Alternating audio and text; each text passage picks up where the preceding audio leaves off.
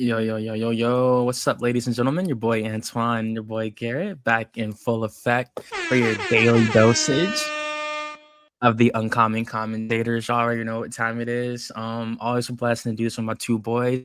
My man Wiley, just to let off on the ones and twos, always in always right on time, most definitely. But of course, I wasn't here last week because I had some sickle stuff going on. So shout out to my boys for holding it down. Two best guys in the business that I know do this. So, how you doing, Garrett? How was your week last week, and how you doing so far this week, man?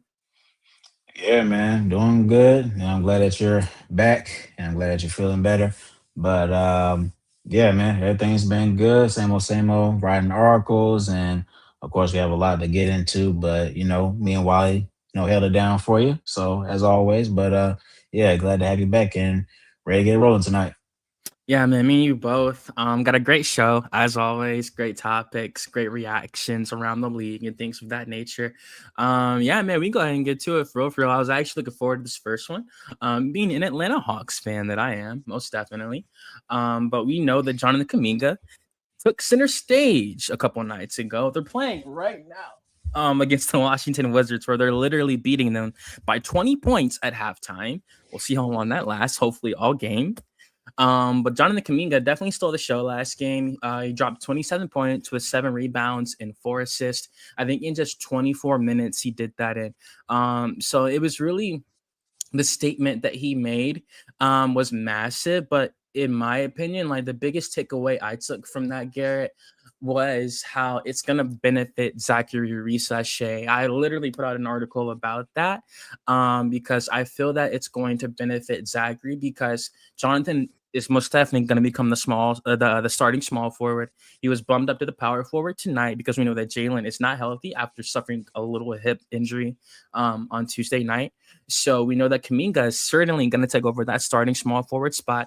And I think it's better for Zachary because now Zachary can just relax and just develop on the bench versus taking up so many minutes as a starting small forward when he genuinely just might not be ready for that yet. And I think Kaminga, him dropping those numbers off the bench, he might not be doing that every night, but I definitely think he can replicate something a little similar in like the 28 minutes, 29 minutes he will get in the starting lineup. I think his two-way ability, it's phenomenal. His athleticism, the Hawks needed. Absolutely.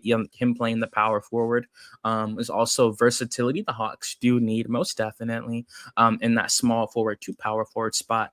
Outside of Shay's struggle from the field, that has been the biggest thing about him this year. He has played good on defense, and he's still rebounding, being 6'9". But I think with Kuminga taking over that starting small forward spot, I think it's going to benefit the both of them. Kuminga finally gets that role that he wanted after riding the bench in Golden State. Steve Kerr giving him DMPs and stuff like that. And now Risa Shea, like I said, can just relax on the bench. Play like 20 minutes here and there, and just really just learn the game at a slower pace. It won't feel so fast now. He won't have to play so many long minutes. Obviously, Quinn Snyder was taking him out the fourth quarters anyway. But I do think just with him in this diminished role, it's gonna benefit Zachary more than hurt him, and I really do believe that way. He's got a poster literally this game. He just got a posterizer this game, so um, most definitely. But yeah, man, I'm really excited to see Kaminga's impact. There's a lot of things I want to ask you about his impact to get your opinion on. But first and foremost, how did you feel about his debut? And what did you take from it? What was your takeaway? Yeah, I mean, it wasn't surprising to see, how well he played in the season debut in Atlanta. And I'll be honest with you. I mean, I have always liked Kuminga since day one, since he came into the league. And uh he was one of my favorite guys in the draft class. I think was drafted in 2021, I think. I believe Seventh pick. so. Yeah. So I mean, there's so much to like about Kaminga with his ability to have those catch and shoot opportunities, being able to score in transition, being able to uh, dribble and pass and defend multiple positions, and he's really aggressive at doing all those things, and that's I think that's really the difference between him and Zach. And I'm not going to sit there and say this automatically means that Zach is out of here. He's going to be traded. but at the same time, I don't think that I think the window is closing on Zach because of the fact that you're bringing in a guy in Kaminga who, to me, is more talented. He's more gifted, in my opinion, and I think that he would be I think he would be a much better complementary piece to Jalen Johnson. And yeah, Kaminga, he does all the things that Zach does already, but at a more efficient level. And for Kaminga, for him to come here, I think that he was meant to be here for the long term. Because for people that do know or do not know Kaminga, he's always been, uh, always been on purpose of really trying to, um, be a starter, play 30 plus minutes a night Mhm. and work towards, being an all-star. That's always been his main goal.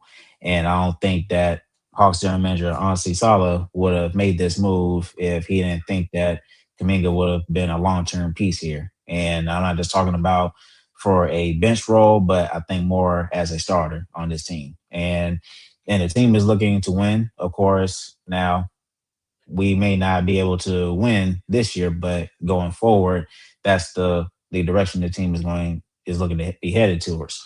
But even furthermore, not just Kaminga, but of course we know we have the lottery pick, from New Orleans or Milwaukee, whoever, whichever pick is the best. And so if a guy like Cam Boozer, Caleb Wilson, or AJ DeBesa is a Hawk, I can't see Zach at least being a starter. And Sure.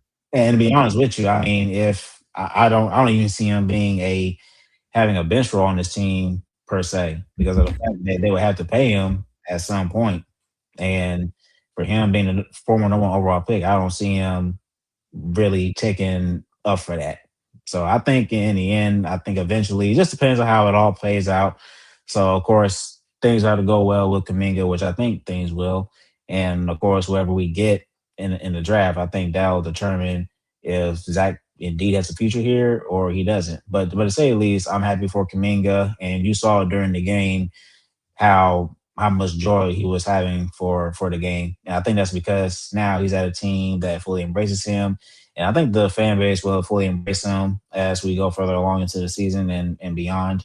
But yeah, he just played with a lot of joy and that says it all honestly about his time in Golden State and how much of a disaster that it was. And to say the least, I think that the Warriors, and I'm not sure if they would necessarily regret it. I think they would to a certain degree, but I don't think it's a move that they may not, you know, necessarily be losing sleep overnight.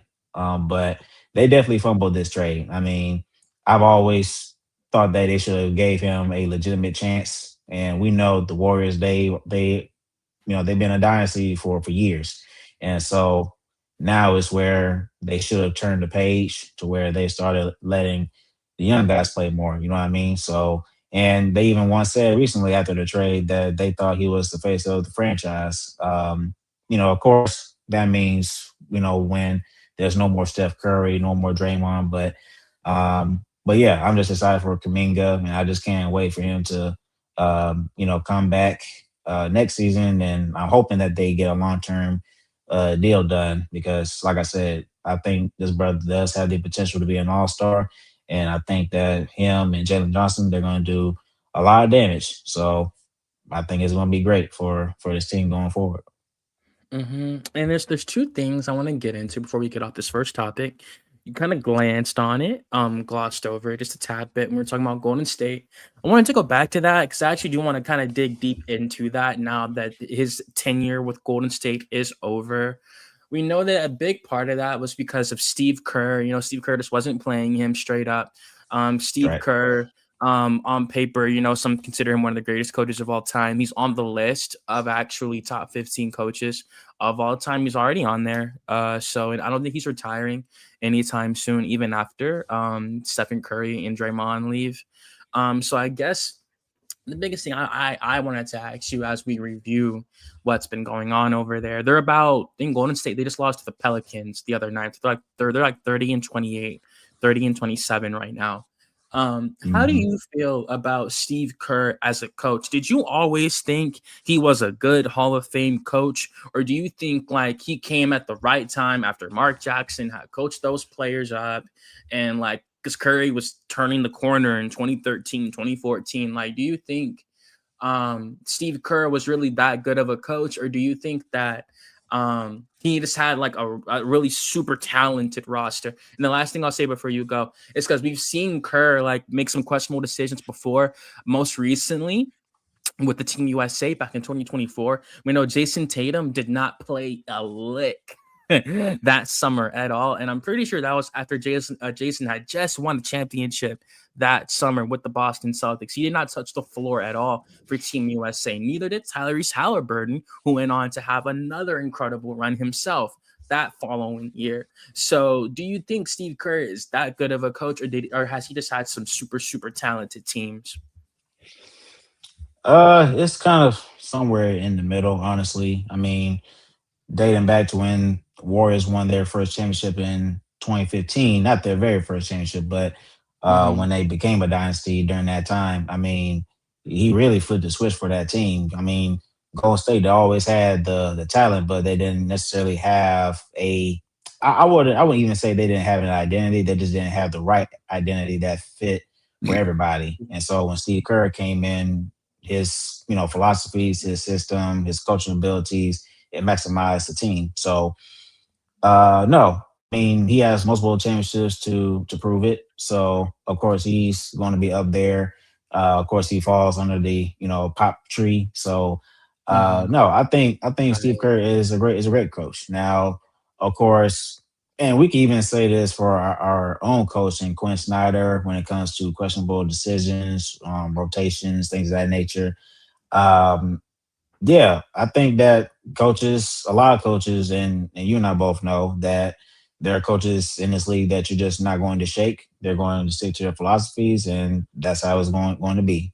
They would make adjustments, but it's not going to be anything major. So no, yeah, it was crazy to see Tyrese Halliburton and Jason Tatum not play on the USA team, not getting a lot of minutes, but then again, that's just obviously how Steve Kerr views the game and how the way he sees things. But again, of course, some people are not going to agree with it at the end of the day. So, but yeah, I think that happens all the time. Great coaches, they'll get stuck up on their philosophies and how they see things, and but no, I think that he is a really good coach. So Hmm. I wouldn't necessarily say that from a talented roster standpoint. Of course, we know he's coached Steph Curry, Clay Thompson, and Draymond Green, and of course, Katie came along. So, I mean, at the end of the day, he's still going to get credit for it. At the end of the day, so I mean, you can't necessarily take that away from the coach. So, I mean, he's won a championship twice without KD in KD. 2015 and believe in 2022 as 2022. well. Yeah. Mhm. So, I mean, that speaks for itself, and he beat great teams in those final series. So no, I wouldn't say that having for him having a talented roster, um, made him a great coach per se. Like I said, he's done it before without Kevin Durant, but no, he's done it before. So there's a reason why. So yeah, I think that he's a great coach. So um, and piggyback off of just with Steve Kerr and Jonathan Kuminga, it was understandable that he was trying to win in Golden State, meaning Steve Kerr. So of course, uh, young guys may not get as many minutes as they would like, but at the same time, and just in my personal opinion, I think Kuminga would have been able to will fit just fine in Golden State. I think he would have been able to help them win games. So despite how young he was or is, I think that Mhm. he would have been able to help them win games to a certain capacity. It may Oh, not yeah, like, been he was averaging, like, 16 a game, like, for 2 seasons in a row, so he went yeah. down this year because of the minutes. Yeah, he may not been able to contribute at a full capacity or the way that he may have wanted to, but like I said, he's very versatile on both ends of the floor. So there's a lot to like about him. So he would have been able to contribute to help them win games at a certain level. But that happens. So but I think Steve Kerr, like you say, he's one of the top coaches of all time.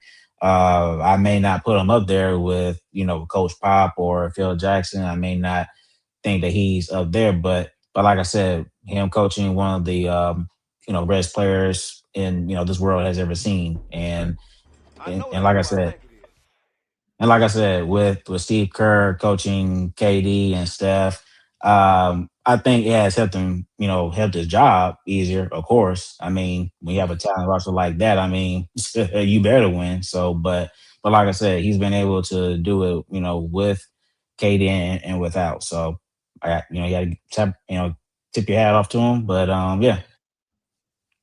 And especially if this man Wiley, who has had the pleasure of seeing Phil Jackson and Pat Riley. Relax.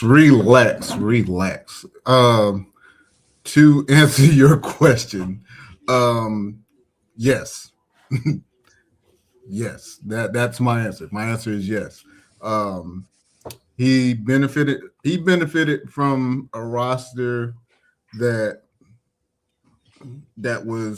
just so happened to be well put together. And this was right as they were starting to win.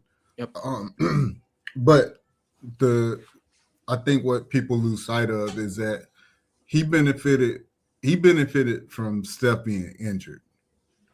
So if you go back and look, Steph had ankle injuries. He kept missing games due to ankle injuries. And then once he finally got that under control, he had already signed an extension. He signed his rookie extension, which benefited the team, which allowed the team to go and pull Andre Iguodala to be able to excuse me. But then also their record allowed them to draft Draymond and Clay. And so there's your nucleus right there. That nucleus just so happened to start to figure out their superpowers within each other under Mark Jackson. And then if you go back and look at these records under Mark Jackson, so they started out 23 and 43 in 2011, 2012. Then they improved to 47 and 35. They were winning. This is where they start. Yes, this is where they start to win because now Steph starts to become. We're starting to see the early stages of Steph. Mm-hmm. And then 2013 to 2014, they're 51 and 31. They had a ride. But something still, yeah, you can say they've arrived, but something still wasn't right. Something still wasn't right. Now, there's definitely some underlying shit that we do not know about when it comes to the front office and Mark Jackson. That's neither here nor there. Mm-hmm. But you fire Mark Jackson, you bring in Steve Kerr, who I think at the time, I think he was at Phoenix. I don't think he'd even. He was just a sports broadcaster. No, but I'm saying, but by this time he had been at Phoenix already. Like he had. Because I think wasn't he on the coaching staff at Phoenix? I was gonna say I think he was in the front office or something like that. I think there it is, front office. Yeah. That's what it was. So he was at the front office for Phoenix, but of course, now it's like, okay, you step down from the front office, you do, commentary or whatever, or as far as being an analyst, and now you come into you take over this team that just made it. This is their second year in a row in the playoffs, but they can't get over the hump. And then lo and behold, this fucking team gets over the hump your first year and y'all win the finals. Then y'all continue to go back to the finals 1, 2, 3, 4 more years, winning 2 out of those 4. So Is Steve Kerr a good coach? Yeah. Did he benefit from the roster? Yeah. Yeah. And there's nothing wrong with that. To me, there's nothing wrong with it. Like you get dealt the cards that you play the hand that you're dealt, and he just so happens he got a hell of a hand, and he figured out how to play that hand and continue to play that hand, and then even strengthen that hand by, like you said, going to get Kevin Durant. And again, for me with that move, to all of my hoopers out there, this is how I explained the whole Kevin Durant thing. Everybody wanted to bash Kevin Durant. I said, look at it this way. You ever went to the gym to go hoop? You've been getting your ass kicked all goddamn day. And then one of the cats from the winning team leaves for the day, and the winning team needs an extra guy. You go get on that squad, you go get your wins.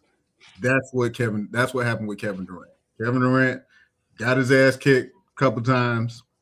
After leading, though, he was leading 3-1. That's fine. You act like you can't get your ass kicked. I'm just saying, like, he had a chance, man. Like, he was that's right a part there. Of that. It's a part of basketball. I mean, so did Golden State, though. Yeah, it's a part of basketball. Getting your ass kicked is a part of basketball. Golden State. Again, you get your ass kicked. The winning team, they made Golden State. They had to make a couple moves, but again, it's Kevin fucking Durant that we're talking about. So if you're any team, any and every team wanted to get Kevin Durant, it just so happened that Golden State got him, and they made use of him. Got 2 rings with him. We saw what happened after that, and history kept going because Golden State wins another one in 2022 without him. Before KD joined, just 2007 to 2016, did you think Kevin Durant was going to win a ring in Oklahoma, like with Russell Westbrook? Like with that team, yeah. But as soon as they fucking dismantled their team due to fucking luxury tax, it was like, well, I still thought that they could have won without James Harden. The issue was you should have kept James Harden and paid the fucking luxury tax, because as we can see now, the TV deals have skyrocketed. Like you still could have had that team for a little bit. You could have had that team for at least 3 to 4 more years with those 3. Hell, 4 if you count Serge Ibaka. True. Like that team was set. They just needed another year, and it's just unfortunate. It's just unfortunate that the organization didn't want to go over the luxury tax for that year and pay James, to compensate for James Harden, and we saw what happened after that. It's unfortunate. Now we just saw OKC fucking run off the world's greatest heist when it comes to draft picks and picking the right. That's the hardest part. Being able to pick the right draft picks. They have been able to do that, and they've shown that year after year after year. When they got Kevin Durant, when they got Russell Westbrook, James Harden, Serge Ibaka, all these players that they have gotten. Now we got SGA, both Jalen Williams and Jalen Williams. Like you, again, they're a great organization that knows what they're doing when it comes to these picks, and it finally paid off for them. This could have paid off for you a long time ago, but you didn't. They just didn't stay the course. So I think they learned from their mistakes. I guess my last question before we move on to the second topic, I know we got 2 boys. Do you still consider like that era, like just the 15, 16? I'll honestly, fuck it. I'll say 11, 12, because that's when they made the finals, the Oklahoma team. Do you consider that team like a legendary team, even though they didn't get it done at the end of the day? No. That team was young as shit. Good think about it. They were what year? Russell was like 23 in the finals. But I'm saying, and I'm not talking about like their actual. I'm talking about years in basketball. They're like they're barely 3-4 years in. So for them to be able to reach the finals that young, that quick, like that fast, like that was great. But I'm like, again, you have to win it. Like we'll acknowledge you as being that was a well together put team, but again, you didn't, you failed to get the final task done, and that's win the championship. But a hell of a team that was put together. Right. No, I agree. Nah, man, it's a great topic, most definitely. I definitely had to get that take on Steve Kerr. I was thinking about that all day, to be real. I was really hoping Wiley was going to give his take on it, most definitely. And I'm moving on to the next one. I want to make sure I got these notes correct. Yeah, hey, this one I was actually looking forward to. I'm not gonna lie, because dudes have been talking shit about this throughout social media for the last month or so. And with March approaching, this is the correct time to talk about it. So Darryn Peterson, the predicted number 1 overall pick of the 2026 NBA draft, he's been catching some controversy just, for his hamstring injury, basically. Like, he's been in and out of the lineup sometimes. I forgot what game. When Darryn Peterson, he looked over to the bench and he told Bill Self to take him out the game. They were down. They came back and he hit the free throw. I think it was Kansas State, and then he hit the free throws, and then they won the game. But people were really bragging on Darryn because they thought he had quit on his team. Now, I think a couple games after that, they had the infamous BYU versus Kansas Jayhawk game. Darryn Peterson full on showcased his potential 1000% that game. AJ DeBonta was swallowed by the moment. You can see his facial expressions when he was on the BYU bench and Darryn was still in the game, just going off. Every shot, everything he was taking, he was making it. He had like 18 points in the first half. And in college, it's different than the pros. Definitely has a lot more glow to it when you're dropping 18 like flashy points like that in a college game. Yeah, dudes, Jay Bilas, credible sports commentator. Everyone knows Jay Bilas. He was Billis, Jay Billis. Stop Jay fucking Billis. up my guy's name. Jay Billis. He had said that he said as soon as Darryn hit this fadeaway to the right, he said he hadn't seen nothing like that since Kobe. And just him saying that, like, I would never try his basketball acumen ever. I would never do that. So I 100% agree with him. Just really like it was Kobe X, the way he was dribbling and fading, how he was putting the scoring together. It was just really crazy to see that. Anytime he let the 3-ball go, it was cash. So I say that to say that obviously people have been ragging on him, but every time he's been on the floor, he's been dialed in and he's been focused.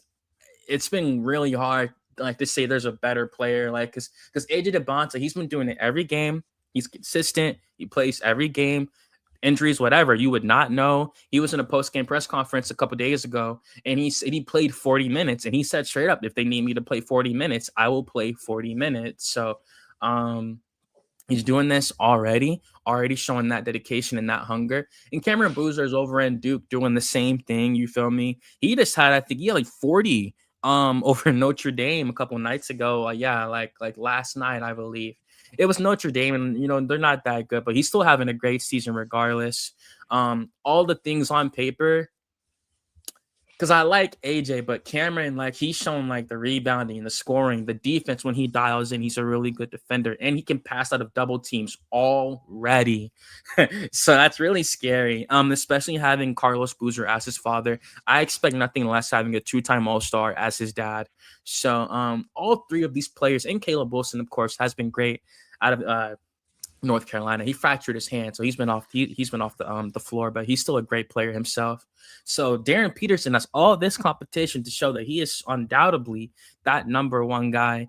in my opinion, I think he's still played great regardless of the circumstances. Like I said, every time he is there, he has showcased number one overall draft pick potential, from his two-way play to his decision making to his playmaking. There's people, they don't like the injury stuff, but he came out. I don't know if it was on a podcast, but the quote was making the rounds, and he said yeah, like if I listed my goals this year, one of my goals wouldn't be not playing, because he's hurt. I don't think people really understand, what these dudes be going through out there, all like how physical these dudes be playing on those courts, being that big, plus being athletic, plus being specimens. Like these dudes they play so physical, man. Like it's really people they don't understand, man, for real. So I 100% believe this kid when he says he's dealing with hamstring issues. We've seen him showcase star potential when healthy. Every draft pick, every mock draft I've searched, it's had him as like a tier 1 S tier type of player. So I think he's been amazing. But how do you think he's been, Garrett, from your perspective on what you've seen so far? Yeah, I mean, Darren Peterson, he has been, I think every time when he plays, he reminds others why, he should be the number one overall pick in this draft. Mm-hmm. But at the same time, and it's starting to ramp up even more now in terms of whether or not if he's still the main guy or if he should still go number one, because the hamstring injuries and other injuries he's been dealing with, it does hurt your stock to a degree. Yep. Now, this isn't something where he's gonna fall out of the top 10 or even out of the top 5. I don't think it would go that deep. I'll be surprised if he's out of the top 5. But in terms of where he's at now and how other guys are playing, I think it does change the perspective for tanking teams now in terms of, okay, who should we get number one? Like whoever gets the number one overall pick, doesn't matter who it is. I think it is still going to be a tight race between Peterson, Boozer, and Debensa. So I don't think that these injuries are really going to really help him really keep his stock up, because we know the injuries, they happen. It's part of the game. We know that. But at the end of the day, let's not forget that this brother is pretty damn talented now. And every time when I see him, I think one of the things that I like about him is just how he moves without the ball and his ability to catch and shoot. And he's really efficient in those areas. So we know that he can get up and down. We know he can handle the ball. But like I said, just his ability to move without the ball and find those opportunities to just catch and shoot.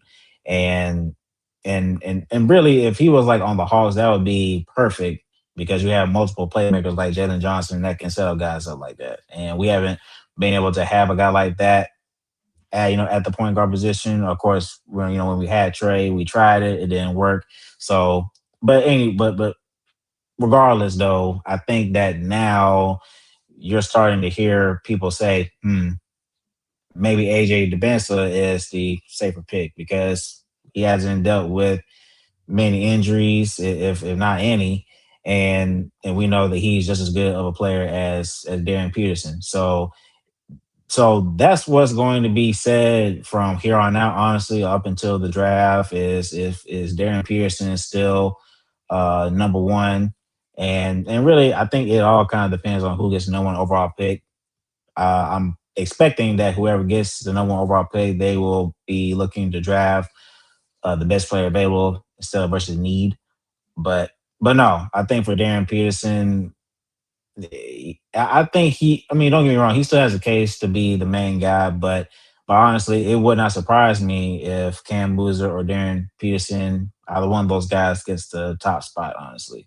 So, but no, there's so much to love about Darren Peterson, and I just think that for him going forward, we know that he's going to enter in the draft, but in terms of what's best for him, it's like, should you just shut yourself down for the rest of the season, so that way you don't put yourself in a position where you come across a major injury, and at that point your stock is really going to drop. So is it safer option now to just drop out, shut yourself down, and prepare for the combine, or is it where, hey, I still want to prove to everybody that I care about this game of basketball? Because some others have been questioning is like, okay, does his brother want to play? As often he's been injured, how many times he's wanted to sit out, or is he really that injury prone? But then again, it's just more so of like what's the safer option. So I think what's best for him as this moment, honestly, is to just shut everything down. Mhm. I would like for him to continue to play and still show why he's the number one overall pick, but at the same time, I mean, if these injuries are going to continue to pile up, I just wouldn't want to take the risk of I, of going through a major injury and then I just now, want. yeah, Please. My go bad. ahead. I was gonna say Yeah, I yeah. just want to chime in real quick. I'm with you, Garrett. Shut it down because let's not act like Kyrie didn't play fucking 3 games at Duke and Just about to then say still that. didn't get drafted number one. Mhm. Yeah, So if yeah, I'm with you. Shut that shit down. Heal up. You top three. What? yep. There's nothing that to me that's gonna change that. Like we've seen the work. Shut it down. Mhm. You still gonna get drafted. Yeah.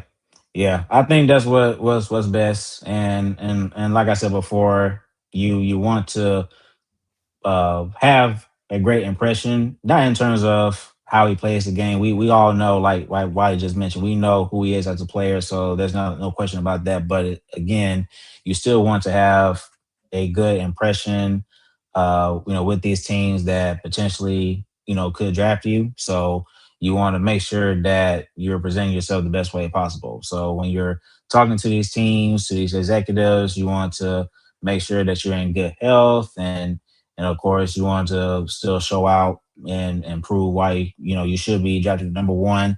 And just like I said, be ready for the combine and for interviews and all that good stuff. So I don't think he has nothing else to prove. Honestly, I mean, we know why uh, he's been talked about as the number one overall pick, but I'm just thinking that where things are right now, I think the race has gotten a lot tighter a little bit between him and Boozer and AJ DeBensa, and and really it's been like that for the past few weeks now. I mean, you've been hearing more about AJ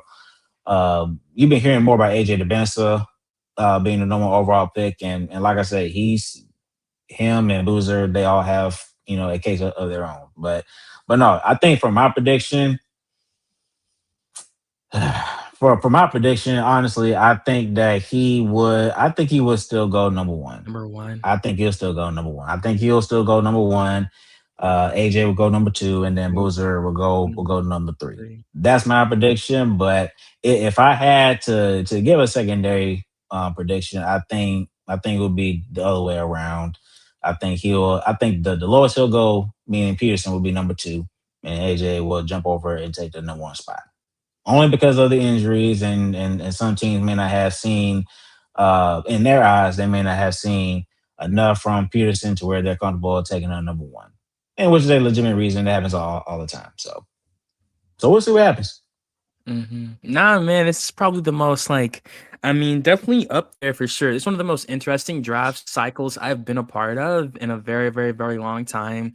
It's rare that you have a three-headed monster like this, along with Kingston Flemings, Caleb Will. I mean, Kingston Flemings he had like a 40 ball himself. Mikael Brown Jr. for the Cardinals, he had 45 points too. So it's like, man, you're seeing multiple freshmen have 40 balls when you do not see that on the regular. Absolutely not. These are 18-year-old kids. So I Mhm. mean, man, Hawks benefit from this regardless. I'm with you. I'm shooting for the stars. I definitely want a top three pick.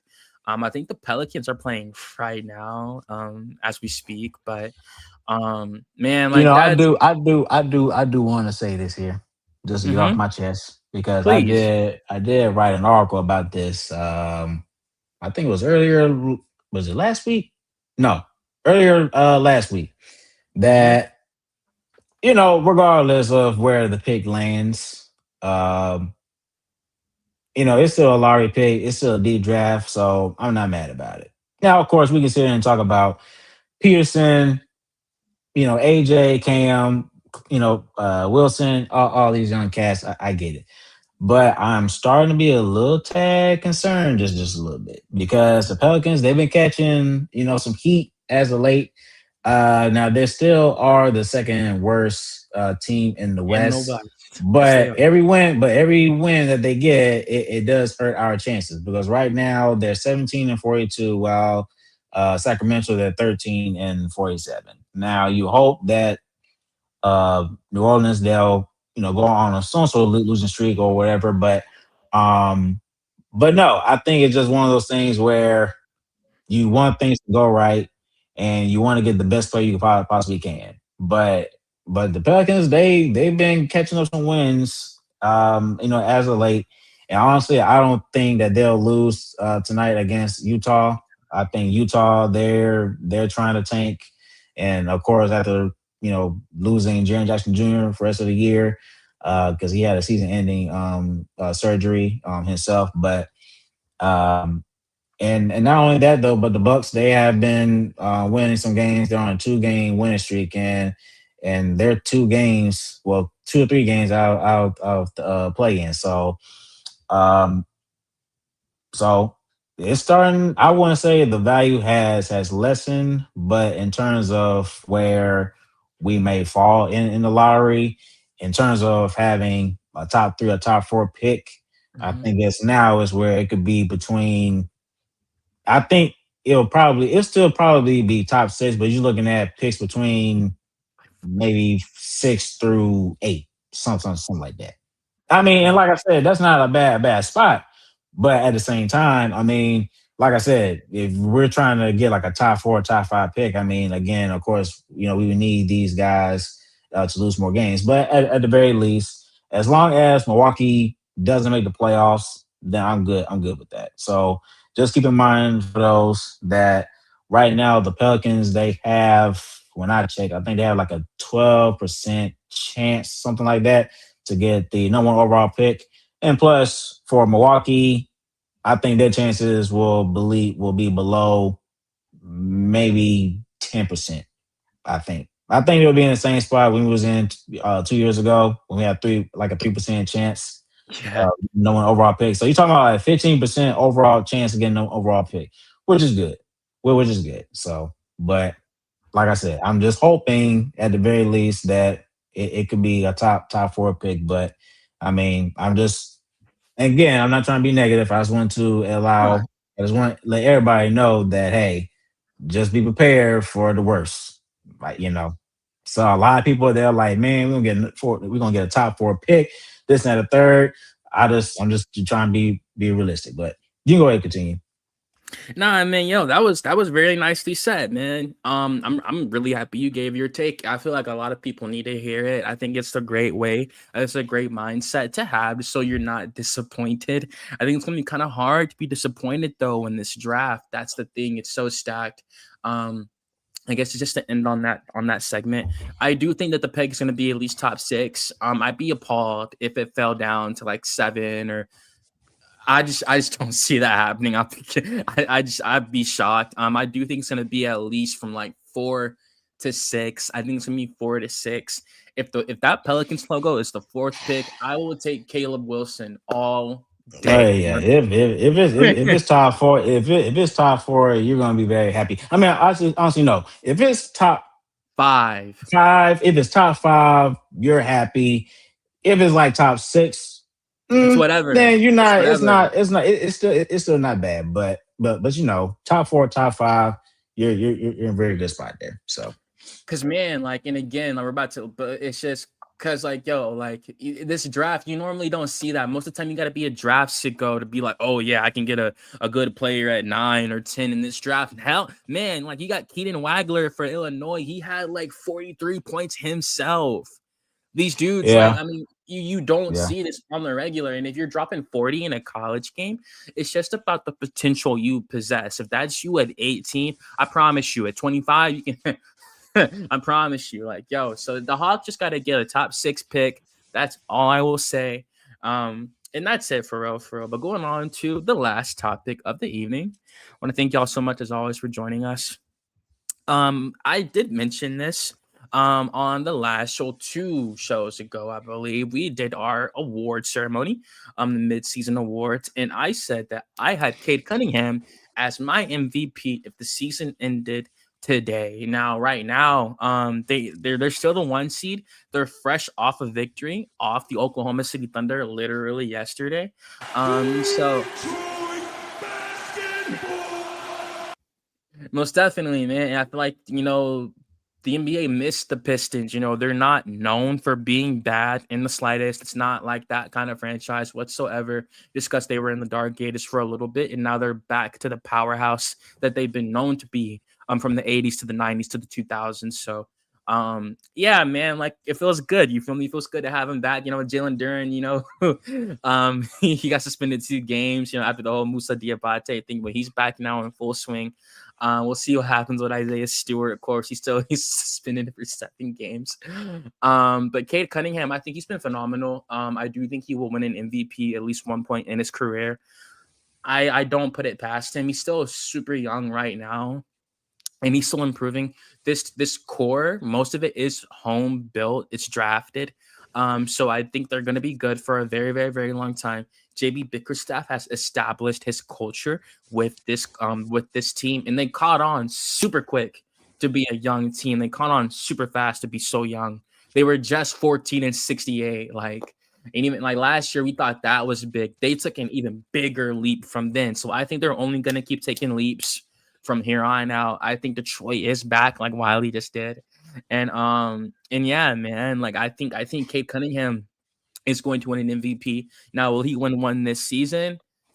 It could very well be the case. I think it depends how they finish on the season. It's gonna be hard to beat Oklahoma. Everywhere you go, they're the betting odds, the betting favorite to win the 2026 NBA title. So I think in terms of Cade winning MVP, Detroit just has to finish super strong because it's gonna be hard to no pun intended, to steal OKC's thunder. So I think I mean, it was for real. I see what you did there. I didn't even try to. For real. That was good. That was good. Dead ass. So yeah, man. I think Detroit, they gotta finish strong. They gotta finish strong. Cade Cunningham 100% has the ability to do it. He has the co-star in the supporting cast around him to get it done. Every MVP has it outside of Russell Westbrook when they were the 6th seed. But yeah, man, I think that Cade Cunningham is 100% going to win an MVP this year. If he'll win it this year, I think it depends how they finish. But I'm going to go with the pick I had at the midseason awards. I'm going to go with Cade Cunningham to be the 2026 NBA season MVP. I think there's not a single reason why he shouldn't win it this year. Well, I have to agree because I think, and really my whole take on it, it's not just the Pistons. Now I will say this here. Let me say this here. Now, of course, we know about the NBA 65 game rule, eligibility if you're looking to win the MVP award. Now we know with Jokic, Nikola Jokic and SGA, they've been battling injuries, and right now they're in that tight spot where if they lose a few more games, then they're out of the race. So, and at that point, you can't necessarily think of another player that would compete with Cade Cunningham of winning that award. Honestly, I mean, we could sit here and say, oh, maybe Luka or Wemby, but none of those guys have had a better season than Cade Cunningham and the Detroit Pistons. Now, I think, if anything, Wemby may be the closest to that, only because the Spurs, they're a top 3 seed. So, but for Cade Cunningham, we know who he is as a player. We know how he impacts, Detroit. He's led them to, like I said, they're number 1 seed in the East. They're 43 and 14. And honestly, when I came in, I thought it was the Knicks that was going to make the finals. Now that could still be the case, but for what I've been seeing from Detroit this year, Detroit has had the Knicks number this year, and the Knicks they have not really propelled themselves into that championship contending team the way that I thought they would. So, but no, for Detroit, they've been able to establish themselves as a championship contending team, and they've done a really good job of really assembling that team, building complementary pieces around Cade Cunningham, Jalen Duran. Um, and they made some trades this year. They let go of Jaden Ivey and other guys, but to They say the did. least, still, yeah, they did. I So forgot about them. yeah, but no, I think Detroit they are the team that's going to make it to the finals this year. I will say that again. I think the Knicks they are still a contending team. I wouldn't count them out all the way, but uh, the Boston Celtics they are a super team in my opinion. I didn't think that they were going to be this good this year, and but no, I think that for Cade Cunningham, like I said, he's led them to the number one overall seed in the East, and I think that with Jokic and SGA uh, potentially being out of the eligibility race, for this award, I think it'll go to Cade Cunningham. But like I said, even if Jokic and SGA was still healthy enough to where they could still be in contention for the MVP award, I think Cade Cunningham would have gone top three, and that says a lot about his style of play, who he is as a player, and what he's been able to do for the Pistons this year. So yeah, so if he does win it, I don't think it should be looked at as, oh, this was um a a unanimous pick or anything like that. Mhm. I think he would have you know made a solid case for himself, and I think he would have deserved to win it.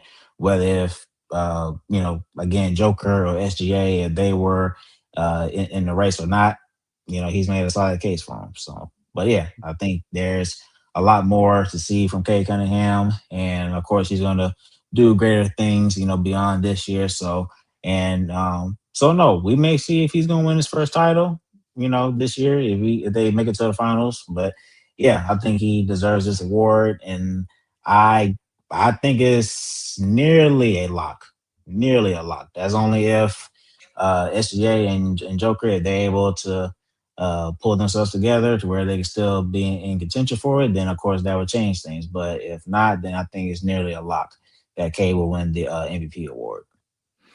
How do you feel about that new rule? You got to play a certain amount of games to win certain awards. We saw David Adelman, the Denver Nuggets coach. He was pissed about that. I think that was last season. He Yeah. was he was he was saying that because Jokic's still playing great. But like, how do you feel about that? Do you think it's a good thing for the league or it's a bad thing for the league? Uh, it's kind of a gray area, honestly. I mean, I can understand from the NBA's point of view where okay, you have to reach a certain number of games in order Mhm. to be in contention because for the 65 game rule, obviously they're looking at it as okay, in order for you to be worthy enough to win this award, obviously you need to play a certain amount of games for for the entire not just the fans but for the entire league to recognize you and see whether or not if you should really win this award and of course if you miss a certain amount of games then you're kind of putting yourself at a position to where like okay even though that we know you are one of the best players this league has ever seen but at the same time when you lose games, you're not there for the team as well to lead them to wins and of course leading them to being a top one or two or three seed in either conference. So I can understand that point and honestly I think it is fair to in my opinion. And look, we know SGA and Joker for example, both guys have won MVP at least once. And so we know who they are. We know that these are these are the faces of the NBA. These guys they have won a championship. They're winners. So I don't think it should be where, okay, these guys have won MVP before, so there's no need for them to play a certain amount of games because we already know what to see from them. But at the same time, you still have to go out and compete at a high level every single season. So I don't think there should be any kind of exemption, from certain players to where, oh, I don't need to play these amount of games because of what I've done in recent times. So no, I think that the 65 game rule, I think it is fair. I think they have to win for all players that contend for the MVP award. I think they should, play a certain amount of games or miss a certain amount of games in order to be in contention. So I would say, like for us, for example, it was disappointing for Jalen Johnson to not win, the most improved player of the year award, a season or two back. But at the same time, I can understand it because he was missing, a lot of games during that time. But then again, it goes the same way for these guys. So yeah, I think it is fair. I think you should reach a certain criteria to be eligible, and I don't think it should just be given away because Mhm. any kind of award that you receive, most improved player, MVP, defensive player, six man, these kind of awards, they have a high meaning to whoever receives it, and also to the entire NBA. So Mhm. it has to be earned, and it just can't be given. So for me, it's like, okay, we recognize the great players that we see on a day to day basis, but at the same time, they still have to earn it. So I think it's fair. I agree. I do think it's holding the players accountable. And like I just said on the Darren Peterson topic, these players, I never doubt them when they say how much they're hurting. They already have bigger bodies than 85% of the world. So I think people don't understand the maintenance that comes along with that, especially when you're busting your ass on a basketball court every single day, not just the games, the practices, in the solo practices, in the training sessions outside of that to stay in shape. So I still think people understand like what goes into that. And I do agree. I do agree on the MVP. Like I said, I do think Cade will win it this year. I guess before we get out of here, I've always wanted to ask you your take on the most valuable player. Obviously, it's the most illustrious award in the entirety of the NBA, the regular season, of course. But do you think like winning an MVP automatically makes you like a 75% like Hall of Fame chance type of player? Like even just to give you an example, because obviously you only see like superstars who win an MVP, have be 8-time All-Star, stuff like that. But obviously, he just had Derrick Rose with the Chicago Bulls. He just got a jersey retirement. And he Hmm. won MVP in 2011. He was the youngest MVP to ever do it. I don't think anyone is ever breaking his record. No one, I mean, if anyone was gonna do it, it would have been Victor, and like that's it. But do you think with Derek being an MVP and a 3-time All Star, do you think Derrick Rose will be an NBA Hall of Famer? Yeah, there's no question about that. Hmm. I mean, yeah, there's no question that he will be a future Hall of Famer. I mean, Hmm. the and I would even say he had a short stint, in the NBA. I mean, he's played with multiple teams throughout his career, but I think it's just where the injuries really got to him, and we haven't really been able to see much of why he won the MVP award for that reason. I mean, this brother was the most on. I wouldn't even say the most unstoppable because you were still playing in an era where you had Kobe and LeBron, but I would say at the very least in terms of one of the most explosive Point players guard. during that era. I mean, I remember when we played Chicago in the playoffs, and every time when this man had the ball in his hands, I mean, it was just hard to stop him at the rim because he was just so cat quick. I mean, there was no stopping, Derrick Rose, super athletic, and his quickness is just what made him, the MVP player that he was. And Mhm. so I think that he will be a future Hall of Famer. I don't think nobody's ever just going to forget the impact that he had in the Right. NBA, and of course him winning, well, not winning, but him being a multi All-Star, of course that would help his case. But I would say just for the MVP award, I don't think it's just solely off of his contributions, but it's more so the fact that he was a very beloved player around the league. I remember when he was in Minnesota, when he dropped 50 plus points, and you saw how the whole fan base just gave love for Derrick Rose, because people knew that uh, that in terms of his career, it was kind of short lived, and we didn't really see much of Derek in his in his best days. Honestly, we only saw that during his earlier days, but we didn't really get to see him in his prime. And I think that's what a lot of fans miss. Like, if he didn't have those major injuries that set him back from being explosive and taking away his athletic ability, I mean, we don't know what we could have seen from Derrick Rose. But I think that he should be a future Hall of Famer, and there's other players that we could say that should be a future Hall of Famer. But like I said, it may not be tomorrow, it may not be next year, but by some point down the line, I think that he deserves it. It's just the fact that not just what he has done, on the court, but the fact that he was just a beloved player around the NBA, because people understood what he went through and how much he meant to a lot of fans. And so I think that he has enough evidence to suggest that he should be a future Hall of Famer. So I think it'll happen, but we'll see what happens later on down the line. But yeah, to answer your question, yeah, I think he will.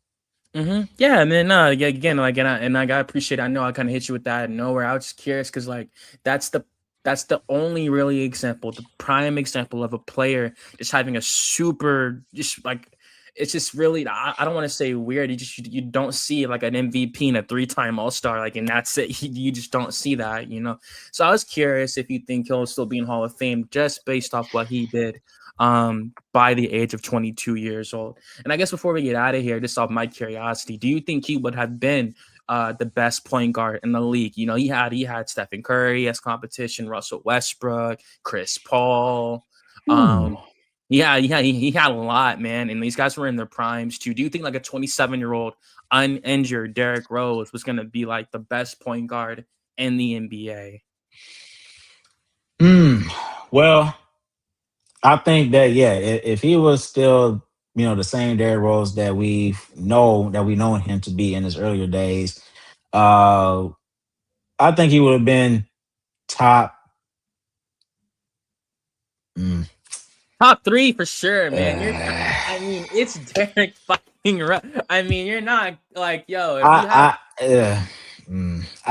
think that, I want to say he would be top 3, but again, to your point, we're talking about Steph Curry, Russell Westbrook, Kyrie Irving. So it's not. Oh yeah. It's not easy to just like jump into. It's just not. We know Steph will be the number one point guard, but after that, I mean, Chris Paul. I think that when you look at, between Chris Paul, Russell Westbrook, and Kyrie, Westbrook, and CP3, I think out of those 3, I think between I would say Westbrook and Kyrie, I think those 2 will make it harder for me to suggest if Derrick Rose will be a top 3 point guard. Now, I think that now for me, I think he would be a top 3 point guard, but I mean, between Kyrie and Russell Westbrook, it's just like very hard to really say. It makes you think twice for sure. But to say this, we know he would have been a top 5 point guard. But yeah, that's not easy. That's not easy. And I mean, especially with Russell Westbrook, I mean, we know that Russell in his prime, he was just as athletic as as Derrick Rose. So I mean, that's not they're like, neck to neck, for the most part. So that's why I say, and we know Westbrook was a triple-double machine. Monster. And when KD had left, I mean, he was doing it all by himself. So for 4 That's not. years. And yeah, I mean, he was doing it in OKC and Washington. So, like I said, I have a lot of love for Derrick Rose, but at the same time, I don't know if I could just simply say, "Oh yeah, he'd be top 3" when you have all these other guys that can make a solid case. So, but I think it's interchangeable at the very least. So it's not a right or wrong answer. Yeah. I agree. Nah, man. It's a great way to end the show. It's a great conversation. I agree, man. Like, I just really wanted your take on that. Going over from MVPs, potential MVPs from present to past. And yeah, man, like, it's a really fun conversation. I agree, because Russell Westbrook, if he had a championship, he already is one of the greatest point guards ever, but he would literally be like held in regard as like a top 3, top 5 point guard of all time, Russell Westbrook. But that's it from me, Garrett. Unless you got anything else on this Thursday show, brother. No, sir. Always to like, share, subscribe, and comment to our channel. We always appreciate you guys' time and support. We really do love you guys. Make sure you scan the QR code above in the upper left-hand corner. But yeah, we always love doing this with you guys, and we really do appreciate this. Thank y'all so much for watching. Stuff's about to get real. We got the March Madness coming up. And, right after that, it's April. You feel me? Playoff time. So thank y'all so much for joining us. God bless y'all and have a nice weekend. One band, one sound. They give me my theme music.